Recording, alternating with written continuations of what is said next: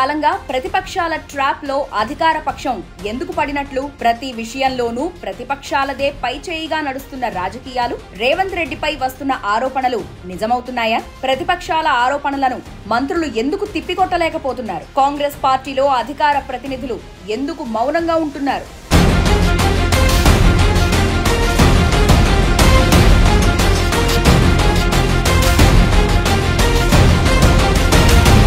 హైడ్రా, మూసి, కంచె గచ్చిబౌలి నిజానికి ఈ మూడు అద్భుత నిర్ణయాలే. హైదరాబాద్ అభివృద్ధికి, సుందరీకరణకు, ఆదాయానికి గొప్ప కార్యక్రమాలే. కానీ ప్రతిపక్షాలు అడ్డుపడి ఆ మూడింటిపై చేసిన దుష్ప్రచారం గొప్ప అస్త్రంలా జనంలోకి పంపించడంలో బీఆర్ఎస్, బీజేపీ పార్టీలు సక్సెస్ అయ్యాయని చెప్పుకోవాలి. తాము చేయబోయే మంచి ఏంటో ప్రజలకు వివరణ ఇవ్వడంలో ప్రభుత్వం బొక్కబోర్లా పడింది.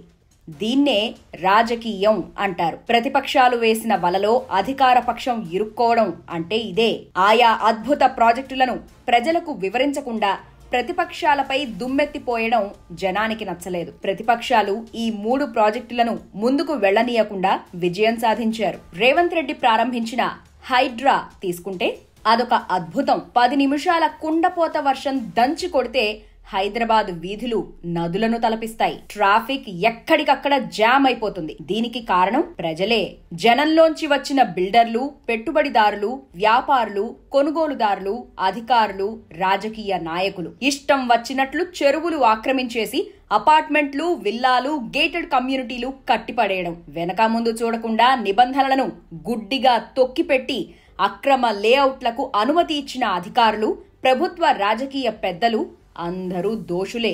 అభివృద్ధి పేరిట హైదరాబాదును మహానగరంగా మార్చి నాశనం చేసిన పాపం తలా పిడికెడు. ఇన్నాళ్ల తరువాత మొనగాడిగా, మహానాయకుడిగా వచ్చిన రేవంత్ రెడ్డి ఈ అక్రమ కట్టడాలపై విరుచుకుపడ్డారు. ఇందులో ఆక్రమణదారులు బడాబాబుల నుంచి సామాన్య పేదవారి వరకు ఉన్నారు. బడాబాబులు పేదవారిని ముందుకు నెట్టి తమాషా చూస్తే ప్రతిపక్షాలు ఆజ్యం పోసి సక్సెస్ అయ్యాయి. ఇక్కడే హైడ్రా ఫెయిల్ అయింది.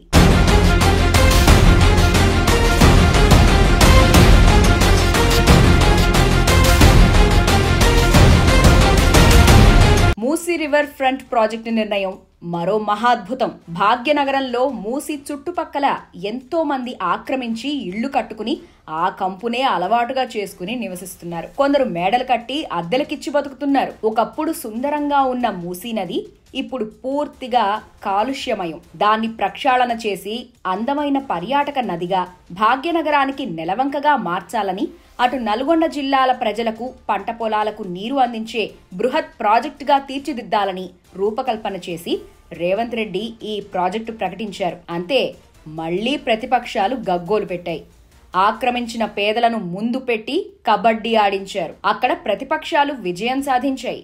అధికారిక Musi river front project fail అయింది. ఇక కంచె గచ్చిబౌలి అసలు యూనివర్సిటీకి సంబంధం లేని వ్యవహారం. అందులో 200 ఎకరాలు అమ్మి ఆదాయం సమకూర్చుకోవాలని, మరో 200 ఎకరాలు ఐటీ, ఏఐ హబ్గా మార్చి వేలాది మందికి ఉద్యోగావకాశాలు కల్పించి అభివృద్ధి చేయాలని నిర్ణయించిన గొప్ప అద్భుత నిర్ణయం. కానీ ప్రజలకు వివరించడంలో ప్రభుత్వం ఫెయిల్ అయింది. వన్యప్రాణుల సంరక్షణ, పర్యావరణ పరిరక్షణ అంటూ ప్రతిపక్షాలు గోల చేశాయి. యూనివర్సిటీ భూములు అన్యాక్రాంతం అంటూ విద్యార్థులు నిరసనకు దిగారు. చివరికి సుప్రీంకోర్టు స్టే ఇవ్వడం, ఎవ్వరూ కొనవద్దని కేటీఆర్ హెచ్చరించడం, కేంద్ర మంత్రులు స్పందించడంతో చివరికి రేవంత్ రెడ్డి ఎకో పార్క్ అని ప్రకటించడం అంతా గందరగోళం. తొందరపాటు నిర్ణయం. నిజానికి 25 ఏళ్లుగా కోర్టులో ఉన్న ఆ భూమి వివాదం రేవంత్ రెడ్డి హయాంలో పరిష్కారమై వచ్చింది. దాన్ని రాజకీయ అంశంగా మలుచుకుని గొప్పగా ప్రచారం చేసుకోవాల్సింది పోయి భంగపాటుకు గురవ్వడం విడ్డూరం. ఇక్కడ కూడా అధికార పక్షం ఫెయిల్ అయింది.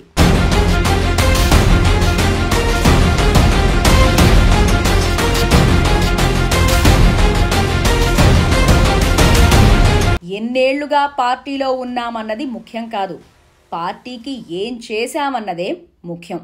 ఆ చరిష్మా ఒక్క రేవంత్ రెడ్డికే సాధ్యం. రేవంత్ రెడ్డికి మంత్రి స్థాయి అనుభవం లేకున్నా అతని ఆలోచనలు అద్భుతం. ప్రతి సబ్జెక్టులోనూ పట్టు ఉండడం అతని ప్లస్.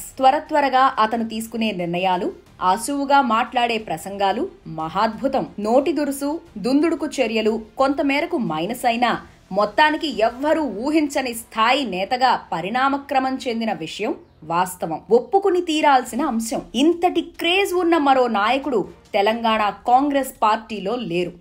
తమకు సత్తా ఉందని అనుకోవడం ఆయా నాయకుల వాపు మాత్రమే. ఇప్పటికీ ఏం మించిపోలేదు. మంచి సలహాదారులు, బాగా మాట్లాడగలిగే సమర్థులైన అధికార ప్రతినిధులను నియమించుకుని ప్రతి అంశాన్ని జనంలోకి తీసుకెళ్లేలా కృషి చేయాలి. ఆయా శాఖల్లో ఎన్నో ఏళ్లుగా తిష్టవేసిన కీలక అధికారులను మార్చి ప్రభుత్వాన్ని ప్రక్షాళన చేయాలి.